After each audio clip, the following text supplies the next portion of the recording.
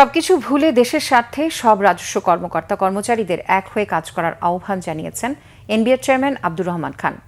তিনি জানান, কর্মসূচির কারণে ব্যবসা বিঘ্নিত হয়েছে, তাই রাজস্ব আদায়ও কম হবে। এদিকে এনবিআর কর্মকর্তা কর্মচারীদের কমপ্লিট শাটডাউন কর্মসূচি প্রত্যাহার করায় কর্মচাঞ্চল্য ফিরেছে ঢাকা, চট্টগ্রাম সহ দেশজুড়ে সংশ্লিষ্ট দফতরগুলোতে। বন্দরেও পুরো দমে চলছে কন্টেইনার অপারেশন। আগের শুল্কায়ন হওয়া আমদানি পণ্য খালাসের পাশাপাশি জাহাজীকরণ চলছে রপ্তানি পণ্যবাহী কন্টেইনারে। গোলাম মইনুল আহসানের রিপোর্ট। রবিবার সন্ধ্যায় শাটডাউন কর্মসূচি প্রত্যাহারে সোমবার এনবিআর এর চেহারা পাল্টে গেছে। নেই আন্দোলন, স্লোগান। সকাল 9টা অফিস শুরুর কিছু আগ থেকেই কর্মকর্তা কর্মচারীরা অফিসে প্রবেশ করতে থাকেন।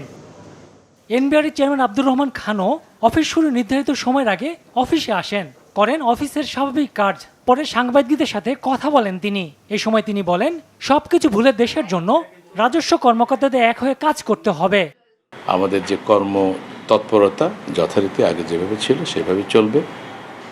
আমি আমাদের রেভিনিউ অফিসারদেরকে বলবো, যা কিছু হয়েছে এগুলো সব কিছু ভুলে গিয়ে আমাদের রাষ্ট্রীয় স্বার্থে, দেশের স্বার্থে আমরা সকল কাজ করব এবং আমাদের যে কাজগুলো আছে সেগুলোকে আমরা এগিয়ে নিয়ে যাব।